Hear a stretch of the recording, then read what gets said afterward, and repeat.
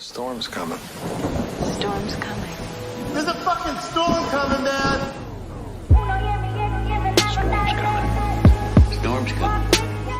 For this episode, I wanted to do something a little different. I wanted to change up the scenery. I realized I've been sitting at my desk this whole time, but now I have this lovely new office that I've been decorating, and I've made it my second home. I'm now actually doing the thing that I've been wanting to do since I started my master's program, which was counseling, but particularly individual counseling. So I'm finally actually being able to do that. And I just wanted to let the Solocast be dedicated to something that has come up for me a lot. When I've talked to so many people and I've heard a lot of different feedback from many different individuals about, Brittney, you're so positive. You seems like you're always just happy and all of these kind of like really great things. And I'm like, yes, that's the energy that I like to give off. That's what I would like for you to feel from me, you know.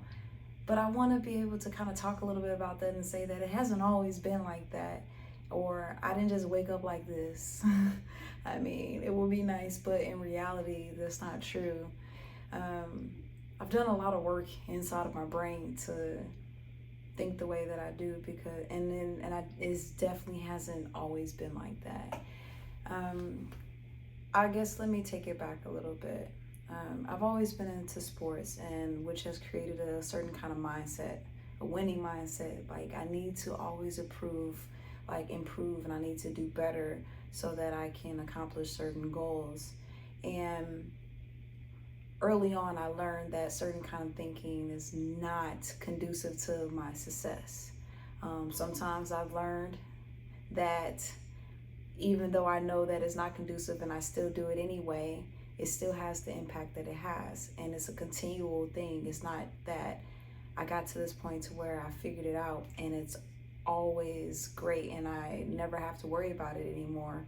It's something that I'm constantly always working on. And just like with life, things ebb and flow. So I can have a wave of like, man, I'm doing really great and feeling really positive, but then sometimes I'm like, man, I'm in a really shitty place right now and I'm having a hard time getting myself out of this negative loop cycle.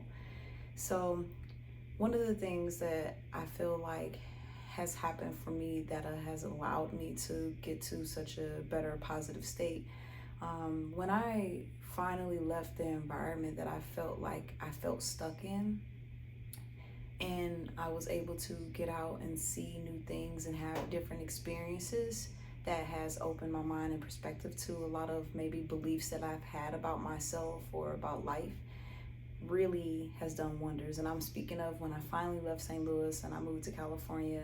I left my whole full-time job and everything, but that was the beginning of my journey of where I had time to really just work on myself and sit with myself.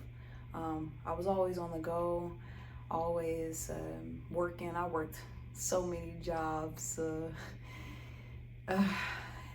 just constantly on the go.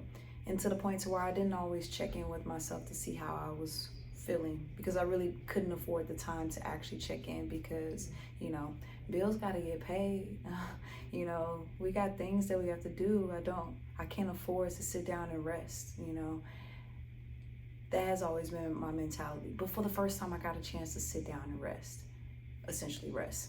Not really, but because I was training my ass off when I was at Oyama's. But I had time to myself to like really reflect about me as a person. And I think back to my previous relationship, and it always stuck with me how I was told that I was very pessimistic. And I was like, I'm not pessimistic, I'm realistic. And then I guess I had a different way of looking at that now, and I thought about it, and I was like, man, I did kind of always look at the dark side of things before I saw the positives. And I realized that, yeah, I could have had a more balanced approach in how I saw things. So long story short, I started reading a whole bunch of books. And I never really used to like reading in school, but I read The Alchemist first, and it was really good. I love the message and the story behind it. And one thing that I've learned about myself is that I love to learn. I love to, like, that goes back to the whole piece of wanting to improve. So my brain is the same way. It's like, I just want more. So I read that book and I was enlightened. And whenever I feel like I make new insights about myself, it just makes me hungry for more. So I started on this journey of just reading a lot of self-help books. And it sounds really cheesy, but like, I'm a self-help queen. My dear friend Ryan would, she tells me that all the time.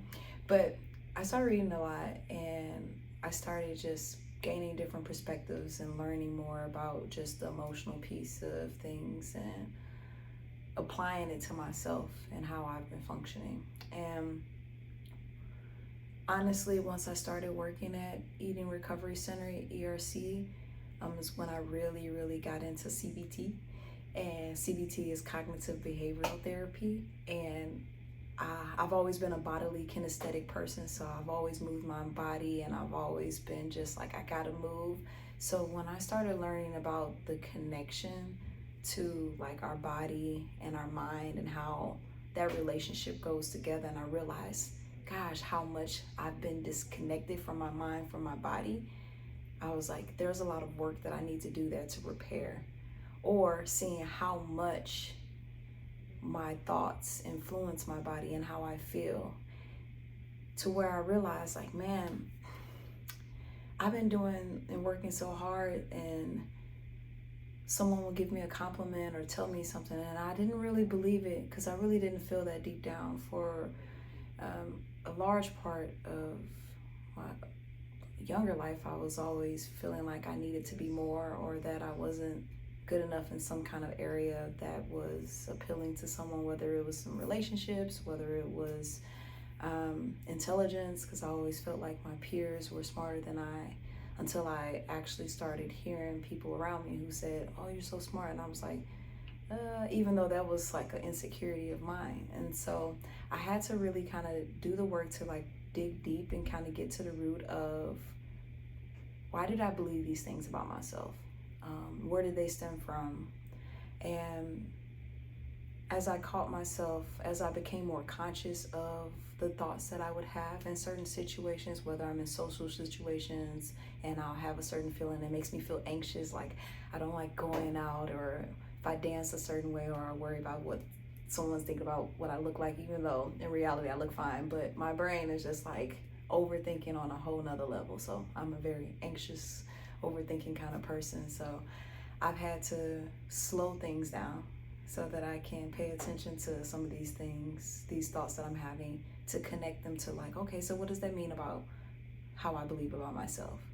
And then because I think that, how does that end up making me feel? So then in that case, how do I end up acting because of that? And I start noticing these cycles that I find myself in. And before, when I was constantly on the go, because I'm working, doing all these things, being in California allowed me to slow down. I started doing things that I used to enjoy doing as a kid, which basically is a lot of mindfulness stuff, coloring and painting and skating and reading and just slowing life down. And I realized, like, oh, I don't have to rush anymore. And being able to slow down physically also helped me to be able to slow down mentally. So with all the racing thoughts, with the quick moments of like something happens and I think this way, and the next thing you know, boom, boom, boom, and it's just like domino effect.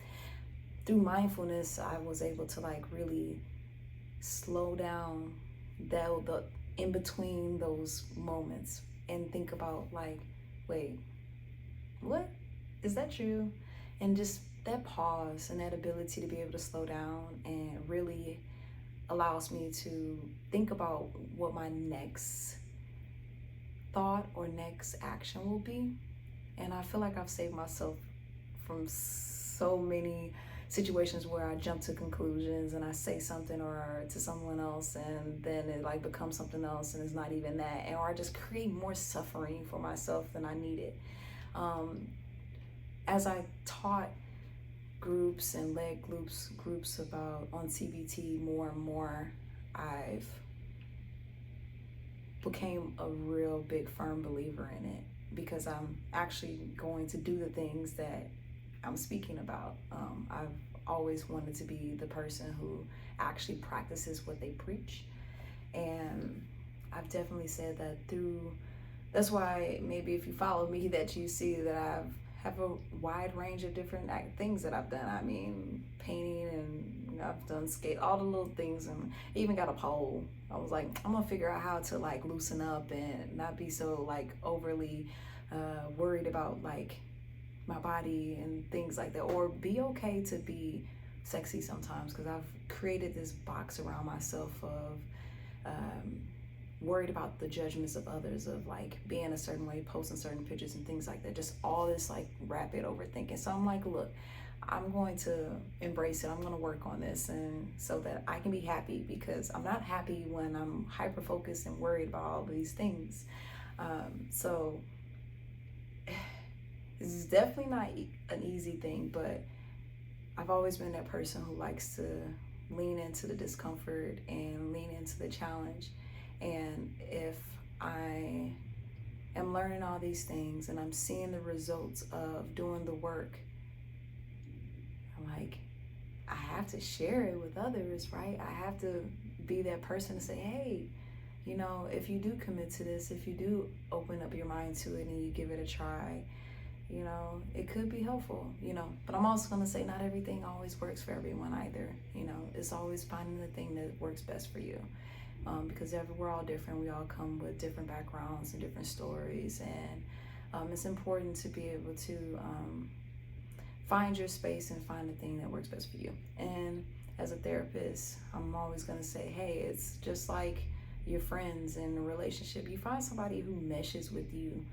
Some people stop and they say therapy doesn't work because, you know, maybe they had maybe they didn't click well with their therapist, and that doesn't mean that, hey, it didn't work. It just meant that maybe keep looking. It's really great to be able to find a space where you have someone that you feel understands you, and that they're objective, and that they're not like your friend or family to where you feel like there's any type of extra thoughts or different intentions behind it. To be able to just kind of have a space to kind of explore some of the things about yourself. I was that person who, I know so many things, but then at the same time I would talk myself into circles in my mind about something, and I get lost. It's so helpful to be able to like get it out first of all, and then talk to someone who has an understanding of just like how our mind works, and maybe help us walk down a path to discover something that we already know about ourselves that maybe we just don't quite have access to readily in our minds. And there's just so many variety of different things. But before I completely start rambling on into a whole nother segment, going back to the piece of mindfulness and the positivity, on a regular, I am in my head, but I found balance. I pick and choose the moments where I'm like, okay, I catch myself where I'm overthinking, but then I'm also constantly conscious of the kind of thoughts that I have. I've realized that being positive mentally definitely helps my mood, and learning I guess, the truths of life have definitely helped too. So when I catch myself kind of in a pity party or wondering why me, I kind of think about all of the other experiences that I've had, or maybe different people that I've talked to who have also felt the same way. It reminds me, one, that I'm not alone. I think that through this work that I do, I hear and connect with people so much, and through this podcast I've connected with so many people and have found so much common ground of understanding that I'm constantly reminded that, hey, I am not alone in this, and I don't have to feel like I'm alone in it. And that gives relief, you know. Learning different ways and positive ways to cope through hard times learning different ways of how to soothe myself that's positive, and being real with myself, like, hey, you doing it again, or whatever that is, right? Because I have definitely been that person who was self-sabotage something that's good that's going on because I'm feeling undeserving of it, or there's some negative feeling that's connected to some belief that I have about myself that's not even true, but it's getting in the way of me accepting what's in front of me for what it really is. And I could not have done all this work for myself by myself, right? It's kind of crazy, right? But I've done a lot of that work through maybe all those books that I read, gaining knowledge from other people. These people wrote books and they know what they're talking about, you know what I mean? If you read the right kind of things, you're like, dang, that hit different. Or I listen to different podcasts. I love Therapy for Black Girls. I've gotten a lot of insight from Dr. Bradford. I would love to meet her one day.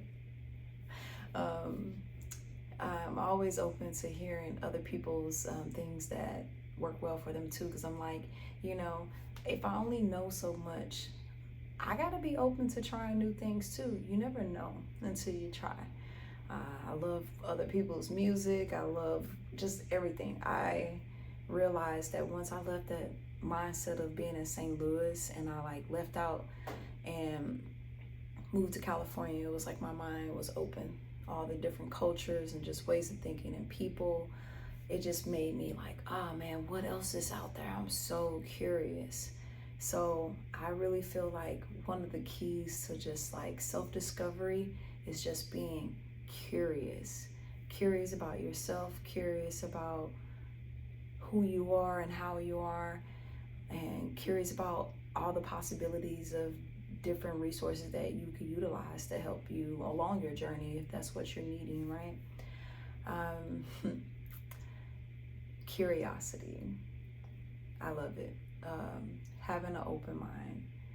But as I sit here and everyone else is in this office is gone, they dipped at 6 o'clock, and many of you know I love a good window and this light is hitting. I find so much joy just sitting here in this window and just feeling the sun. I've practiced a lot of gratitude lately, and that has also poured into my positive mindset, is constantly just reminding myself of all the little small things that are so great that I can just take that much of a pinch of happiness from. And it doesn't cost a thing. It doesn't cost a thing.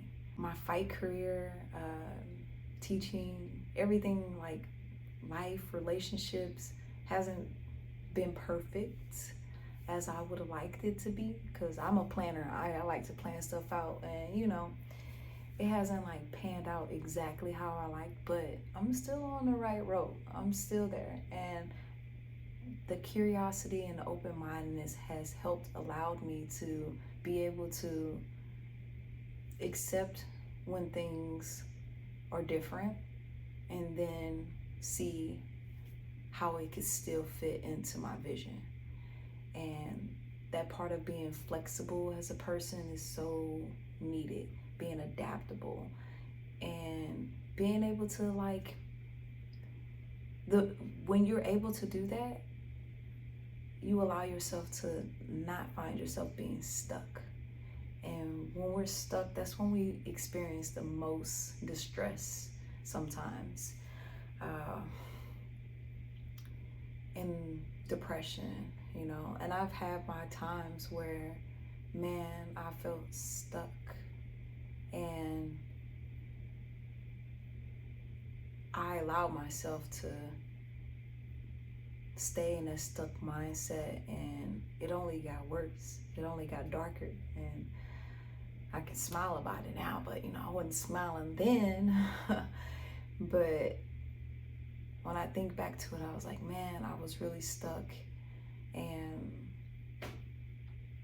it was very uncomfortable ain't even a word, but holding on to some mantras that I have for myself or some lessons that I've learned about life and things that really help pull me through.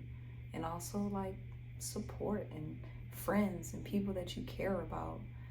Finding those things, because we're all ebbing and flowing. Life is going to be great for a period of time, and sometimes life is going to be like, what is this? You know, COVID, so many things. It's the yin and the yang. You know, I love the yin, the whole yin and the yang. I love it because it's real. As much good as there is in the world, there's also that opposite, bad, dark part too. And we can't avoid the fact that that exists, the same way that there's life and there's death. We have to figure out how to be resilient and strong and be able to cope and be flexible with that and still be able to find joy in our days. We also have to remember that we're also human, okay? We're not robots. We have emotions. It's scientifically proven, it's a part of us. It's in like the anatomy of the brain. We have a whole emotional part of our brain that regulates all of that stuff. Why do we deny our emotions?